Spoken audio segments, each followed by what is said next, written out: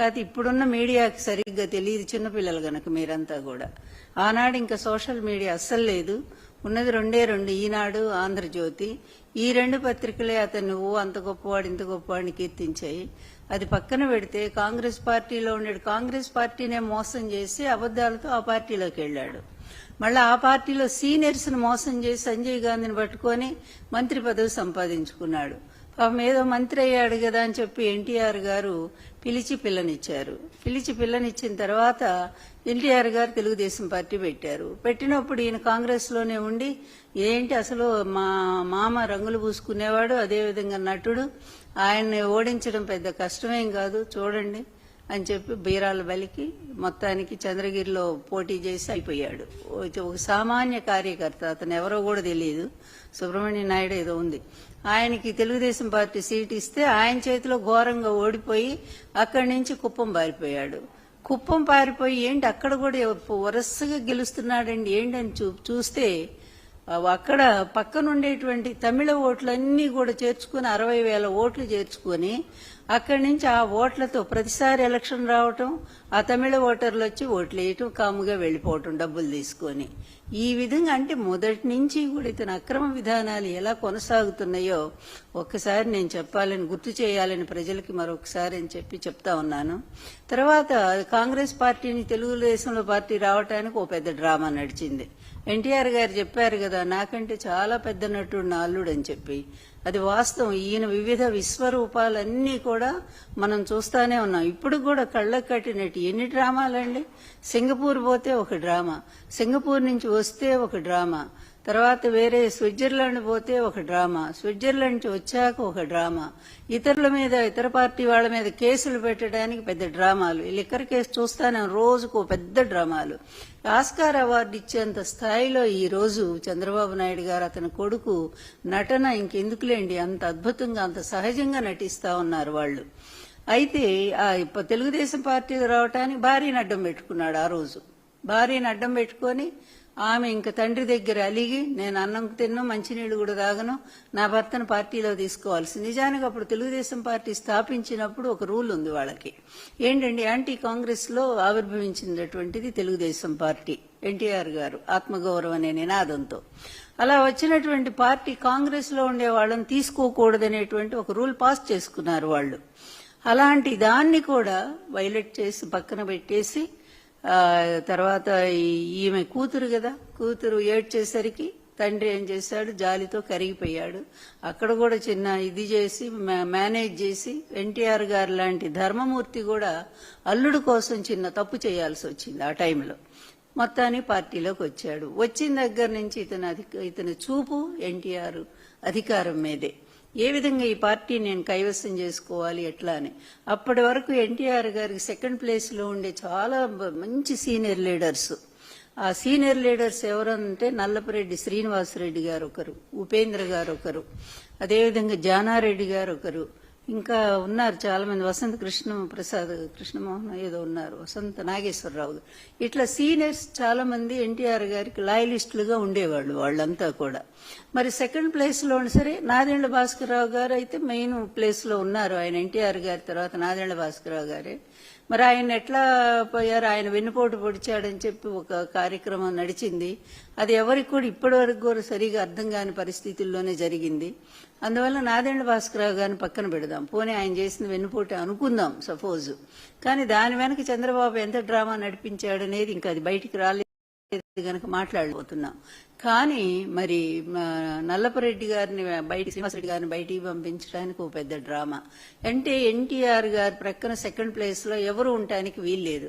ఆ ప్లేస్ అంతా తను ఆక్యుపై చేసుకోవాలి, పూర్తిగా అధికారం అంతా గుప్పిట్లో పెట్టుకోవాలి, పార్టీలో వ్యక్తులందరూ తన దగ్గరికే రావాలి, తన చెప్పు చేతుల్లో ఉండాలి. అంటే అప్పటి నుంచే ఎటువంటి భయంకరమైన కుట్రకి ఇతను తెర తీశాడంటానికి ఇది స్పష్టమైన చరిత్ర. ఇదంతా కూడా ఎక్కడ నేను చెప్పింది ఒక్క మాట కూడా అబద్ధం లేదు. మీరు చూడండి ఒక్కసారి వెళ్ళిన ప్రతి పార్టీ వదిలిపెట్టి వెళ్ళిన ప్రతి ఒక్కళ్ళు కూడా చంద్రబాబునే తిట్టెళ్లారు. మీరు ఆనాటి పేపర్లు పరిశీలిస్తే మీకు ఆ న్యూస్ తెలుస్తుంది.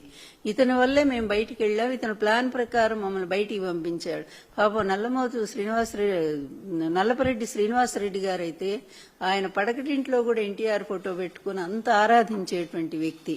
అలాంటి వ్యక్తే బయటికి వెళ్ళిపోయాడంటే మీరు ఆలోచించండి. అలాగే ఉపేంద్ర గారు మహామేధావి అని పేరు ఆ రోజుల్లో. అలాంటి ఆయన అసలు రైల్వే ఉద్యోగాన్ని వదిలేసి ఎన్టీఆర్ గారి వీరాభిమాని. అతను వచ్చి పార్టీలోకి అతను బయటికి వెళ్ళిపోయాడు. ఇలా ఎన్టీఆర్ గారి పక్కనున్న వాళ్ళందరినీ కూడా బయటికి పంపించేసి ఎక్కువనారాయణ ఈయనొక్కడే మొత్తం పెత్తనం. ఇక పాపం ఎన్టీఆర్ గారు ఇంకెవరి మీద డిపెండ్ అవ్వాలి? సొంత అల్లుడు కదా. అందులో సీనియర్స్ అంతా బయటికి వెళ్ళిపోయారు. జానారెడ్డి గారు వెళ్ళిపోయారు. ఎవరి మీద ఆధారపడాలంటే ఇక అల్లుడే దిక్కయ్యాడు. అందుకని మొత్తం ప్రధాన కార్యదర్శి పోస్టులు ఇచ్చి నాయన నువ్వే చూడు పార్టీ అంతా, ఎవరు వచ్చినా కూడా అదిగో అబ్బాయి దగ్గరికి వెళ్ళండి, చంద్రబాబు దగ్గరికి వెళ్ళండి అని చెప్పేవారు. ఇట్లా అతను పార్టీలో పార్టీ మీద ఒక పట్టు సాధించుకుంటూ వస్తున్నాడు. తనకిష్టమైన వాళ్ళందరినీ కమిటీల్లో వేసుకోవడం ప్రారంభించాడు. ఎందుకంటే అతని ఒకటే ఉంది, అతని గోలు ఏంటి? CM post. మొదటి నుంచి కూడా పాపం అమాయకుడైనటువంటి ఎన్టీఆర్ గారు ఇతని దుర్మార్గాన్ని కనిపెట్టలేకపోయాడు. ఎప్పుడు కూడా మన ఇంట్లో ఉండేటువంటి వాళ్ళు మనకి వెన్నుపోటు పొడుస్తారని మనం ఊహించలేము. కానీ ఇంట్లో ఉండే వాళ్ళ వల్ల ఎక్కువ ప్రమాదాలు జరుగుతాయని మనం ఈ మధ్య కూడా చూస్తూనే ఉన్నాం, వైఎస్ఆర్ ఫ్యామిలీలో కూడా. అందువల్ల దారుణంగా ఇట్లాంటి వెన్నుపోటుకి అప్పటి నుంచే శ్రీకారం చుట్టాడు. దానికి ఎవరు కావాలి? అదిగో పత్రికలు కావాలి, ప్రచారానికి పబ్లిసిటీకి పత్రికలు కావాలా. అందువల్ల ఈనాడు అప్పటికే ఎన్టీఆర్ గారితో ఈనాడు విభేదించి ఉన్నాడు రామోజీరావు. ఎందుకంటే ఆయన చెప్పిన పనులు ఈయన చేయలే. 100 ఎకరాలు ఆయన అడిగితే ఎన్టీఆర్ ఒప్పుకోరు. మన జగన్మోహన్ రెడ్డి గారి లాగానే జగన్మోహన్ రెడ్డి గారు కూడా అన్యాయాన్ని ఒప్పుకోరు గనుకనే కుటుంబం దూరమైంది. అది వేరే విషయం. ఆ రోజు కూడా సేమ్ అంతే. ఎన్టీఆర్ గారు ఒప్పుకోలేదు. నీ ఇష్టం వచ్చినట్టు పేదవాళ్ల భూములు ఎలా ఆక్రమిస్తావు అని చెప్పి ఆయన ఒప్పుకోలేదు. దాంతో ఇక రామోజీ కక్ష కట్టాడు. ఈయన దించేయాలి ఎట్లయినా, ఎన్టీఆర్ మళ్ళీ రాకూడదు పదవిలోకి. ఆ స్థానంలో ఒక కీలు బొమ్మను పెట్టాలా, తన చేతిలో పూర్తిగా ఆటలాడేటువంటి ఒక బొమ్మ కావాలా. అది ఎవరంటే అధికారం కోసం వెంపర్లాడేటువంటి వాడు, ఏ స్థాయికైనా సరే అధికారం కోసం దిగజారిపోయేవాడు, ఆఖరి కాళ్ళ దగ్గర కూర్చోవడానికి కూడా సిద్ధపడేటువంటి వాడు ఎవరున్నారని ఆలోచిస్తే ఇదిగో దొరికాడు, చంద్రబాబు దొరికాడు. ఈ చంద్రబాబుతో ఇద్దరు కూడా మంతనాలు చేసుకున్నారు. ఇంతలో ఎన్టీఆర్ గారు ఆరోగ్యం బాగాలేక నన్ను పెళ్లి చేసుకున్నారు. ఆయన వాళ్ళు ఊహించలే ఇలా జరుగుతుందని. ఎందుకంటే ఎన్టీఆర్ గారు ఆరోగ్యం బాగాలేదు, ఆయన పడిపోతే శుభ్రంగా మేము వచ్చి ఇదంతా కూడా ఈ పార్టీ మీద పెత్తనం చేసి పేరు ఆయిందను, ఓట్లు మాయి అధికారం మాది అని చెప్పి అనుకున్నారు. వాళ్ళు ఊహించని విధంగా ఎన్టీఆర్ గారు నన్ను పెళ్లి చేసుకుని ప్రజల్లో తీసుకెళ్లారు. ఆయన ప్రజల్లో తీసుకెళ్తే అదొక స్పెషల్ అట్రాక్షన్ అయిపోయింది. బాగా స్పెషల్ అట్రాక్షన్ అయింది. దాంతో జనాలు లక్షలు అసలు సభలకు నన్ను పోనీయకుండా చేయడానికి కూడా భయంకరమైన కుట్ర చేశారు ఈయన చంద్రబాబు గారు ఫస్ట్ నుంచి. అప్పటి నుంచే నా మీద, మా పెళ్లి దగ్గర నుంచి నా మీద వ్యతిరేక వార్తలు ప్రారంభమైపోయినాయి. ఈ 2 పేపర్లో కూడా ఎప్పటికప్పుడు ఎన్టీఆర్ ఖండించారు. అయితే ఈ ప్రజల్లోకి వెళ్లిన తర్వాత ప్రజల నుంచి అనూహ్యమైన స్పందన. ఆ రిజల్ట్ ఏంటనేది ఎలక్షన్లో చూశారు. ఎలక్షన్లో ఆ రోజుల్లో 294 సీట్లకు గాను ఒక సీట్ ఏదో కంటెస్ట్ చేయలేదు. అప్పుడు 293 సీట్లకు గాను కమ్యూనిస్ట్ పార్టీలు, ఉభయ కమ్యూనిస్ట్ పార్టీలతో కలిసి 256 సీట్లు గెలుచుకున్నారు. అదొక రికార్డు, విక్టరీ కాదు హిస్టరీ. అట్లాంటి గెలుపులో మరి నేను భాగస్వామి ఉన్నాను కదా. ఆ రోజు నన్ను వెంట పెట్టుకునే ఈ చంద్రబాబు రాలేదు, ఈ దగ్గుబాటి రాలేదు, కొడుకులు రాలేదు, ఎవరు రాలేదు కదా. మేమంది ఇద్దరమే కదా మొత్తం రాష్ట్రం. అప్పుడు ఉమ్మడి రాష్ట్రం ఆంధ్రప్రదేశ్ అంతా పర్యటించాము. ఈ ఉమ్మడి రాష్ట్ర పర్యటనలో మొత్తం లక్ష్మీపార్వతి ఎన్టీఆర్ గారికి అండగా నిలబడింది. అదేవిధంగా అనేక ఉపన్యాసాలు చెప్పి ప్రజలను ఉత్తేజపరిచింది. అంత చేసి పార్టీకి ఎంతో సేవ చేసి అంత గెలుపు కారణం నేను కూడా ఉన్నాను అందులో ఉడత సాయంలాగా.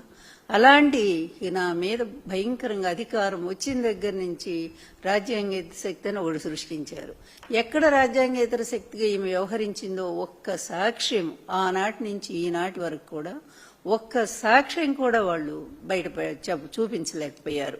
ఈ రోజు జగన్ గారి మీద ఏ విధంగా అయితే ఇన్ని అబద్దాలు, లిక్కర్ కేసు ఒకటి మోపి, అబద్ధ కేసు, అక్రమ కేసు ఒకటి మోపి, ఇష్టం వచ్చినట్టుగా రోజుకు ఏదో కారణాన్ని చూపిస్తూ అబద్దాల సాక్ష్యాలను తీసుకొస్తూ మరి అరెస్టులు చేస్తూ విచ్చలవిడిగా ప్రవర్తిస్తున్నటువంటి చంద్రబాబు నాయుడు ఆ రోజు నుంచి ఈ రోజు వరకు కూడా ఇదే పద్ధతి.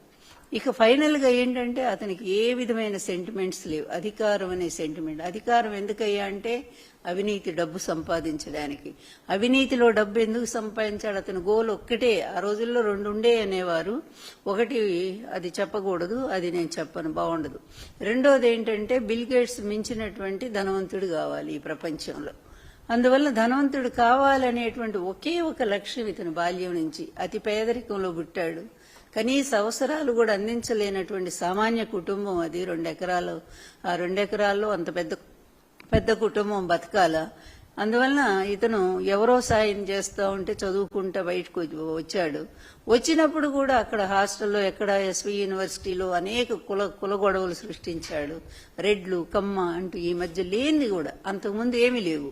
అట్లాంటి చోట ఇతని ప్రయోజనం కోసం ఇక ఆ స్టూడెంట్స్ ఇచ్చే డబ్బులతో తన పబ్బం గడుపుకుంటూ ఈ విధంగా ఒక కులతత్వాన్ని రెచ్చగొట్టి వాళ్ళ మధ్య గొడవలు పెట్టి ఈరోజు చూస్తున్నాం కదా, మాదిగా మాల. ఈ రెండింటినీ కూడా ఎవరు విడదీశారు? చంద్రబాబు నాయుడే కదా. కేవలం తన స్వార్థం కోసం. ఇద్దరు అన్నలదమ్ముల్లా కలిసిమెలిసి ఉన్నటువంటి వాళ్ళిద్దరినీ కూడా వర్గీకరణ పేరుతో విడదీసి పడేశాడు. ఈయన తర్వాత అసలు గోల్ పెట్టుకున్నాడుగా, లక్ష్మీపార్వతి నేను రావడంతో ఎన్టీఆర్ పదవికి ఎసురు పెట్టేశాడు. పెట్టిన తర్వాత అక్కడి నుంచి ఎన్టీఆర్ గారు కొంచెం మేలుకున్నాడు. మేలుకొని వాళ్ళ పార్టీని సస్పెండ్ చేశాడు. 5 మినిస్టర్ని. చంద్రబాబు, అది అశోక్ గజపతిరాజు. ఈ అశోక్ గజపతిరాజు కూడా ఇతన్ని మించిన అబద్ధాల కోరు, చాలా పెద్ద అబద్ధాల కోరు, మోసగాడు. అదేవిధంగా దేవేంద్ర గౌడ్, ఇంకోళ్ళు ఉన్నారు, అతను ఎవరు, నల్గొండ ఆయన రెడ్డి, మాధవరెడ్డి, ఇలా 5 పార్టీ నుంచి సస్పెండ్ చేశారు. చేసినా కూడా గవర్నర్ను కూడా కన్విన్స్ చేసుకుని ఆ రోజు ఎన్టీఆర్ చేసిన తర్వాత ఏ విధంగా యాక్సెప్ట్ చేస్తారండి వాళ్ళని ఈ పార్టీకి అధ్యక్షులుగా? కానీ చేసేశారు. అన్ని మేనేజ్ చేసుకోవటమే. అటు గవర్నర్ని, తర్వాత ఎలక్షన్ కమిషన్ని, ఇన్ని రకాలుగా. ఆ తర్వాత ఎన్టీఆర్ గారు అసలు ఆయన బ్రతికుండగా ఇంటికి పెద్ద, ఈ పార్టీ వ్యవస్థాపక అధ్యక్షుడు, ఆయన ఆ విధంగా అతి దారుణంగా వైస్రాయ్ హోటల్ దగ్గర చెప్పులేసి అవమానం చేసి, తర్వాత ఆయన బ్యాంకు ఖాతాలో ఉండేటువంటి డబ్బులు మొత్తం కూడా పార్టీ సొమ్మంతా కూడా స్టే ఆర్డర్ తెచ్చి చేస్తే తట్టుకోలేక అవమానాలు ఆయన గుండెకి చనిపోయారు. అతనికి కావాల్సింది అదే కదా. అతనికి ఏంటంటే ఎవ్వరు నిష్కంటకంగా ఉండాలి, పార్టీలో ఎవరు అడ్డం ఉండకూడదు. నేను వచ్చేసరికి నేను అడ్డవుతానని అతను అనుకున్నాడు. ఎన్టీఆర్ గారికి లక్ష్మీపార్వతి అంటే ఇష్టం కనుక నెక్స్ట్ ఈమెకి ఏదన్నా పదవి గట్టి పెడతాడేమో. నిజంగానే ఎన్టీఆర్ గారు 2 సార్లు ఆఫర్ ఇచ్చినా కూడా నేను తీసుకోలే, నాకు రాజకీయాలంటే ఇంట్రెస్ట్ లేదని ఆ రోజే చెప్పాను నేను. అయినా సరే లేనటువంటి కాంక్షను నాకు అంటగట్టారు. ఈమె అధికారం కోసమే వచ్చింది, డబ్బు కోసమే వచ్చింది అని. ఆ 2 అబద్ధం అని చెప్పి కాలక్రమంలో అది కూడా అర్థమైపోయింది. ఈ 2 కూడా ఆమెకి ఇంట్రెస్ట్ లేదనేది.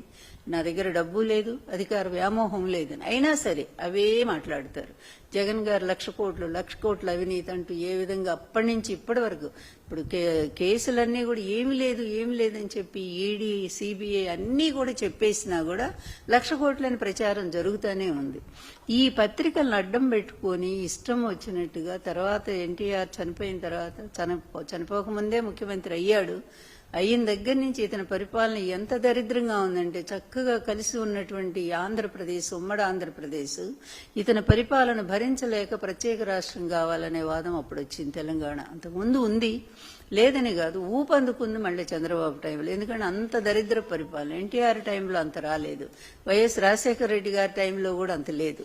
ఇతని టైంలోనే కొన్ని వేల మంది రైతులు అక్కడ ఇక్కడ చచ్చిపోయారు, కరెంటు లేదు, అనేక సమస్యలు. అంటే పరిపాలనలో పరమ అసమర్థుడైనటువంటి ఇతను పరిపాలన చేత కాదు, ఆశ తప్ప, అధికారం కోసం వెంపర్లాట తప్ప ఇతనికి పరిపాలన చెయ్యాలి, ప్రజలకు ఏదో చెయ్యాలి మంచి అనేది ఏనాడు లేదు. ఇతని హయాంలో ఒక్క ప్రాజెక్టు, ఒక్క 10,000 కోట్లతో ఒక్క ప్రాజెక్టు కూడా రాలేదు, తీసుకురాలేదు. బిల్ గేట్స్ ని, బిల్ క్లింటన్ ని, వీళ్ళందరినీ తీసుకొచ్చి సభలో కూర్చోబెట్టాడు. సత్యం రామలింగరాజును పక్కన కూర్చోబెట్టాడు. ఆయన చేత 60 కోట్లు కొడుకు సర్టిఫికెట్ కోసం అక్కడ కట్టించాడు. స్టాన్ఫర్డ్ యూనివర్సిటీకి సర్టిఫికెట్ ఇచ్చారు. ఎందుకంటే అతనికి చదువు అసలు ఎప్పుడూ కూడా పరీక్షలో పాస్ అయిన బాపతే కాదు లోకేష్. అలాంటి వాడిని కూడా ఇలా ప్రమోట్ చేసుకుంటూ చేశాడు. తర్వాత అది వరల్డ్ బ్యాంకులో ఉద్యోగానికి పెట్టాడు. వాళ్ళు 3 రోజుల్లోనే ఇంటికి పంపించారు అతని సమర్థత చూసి.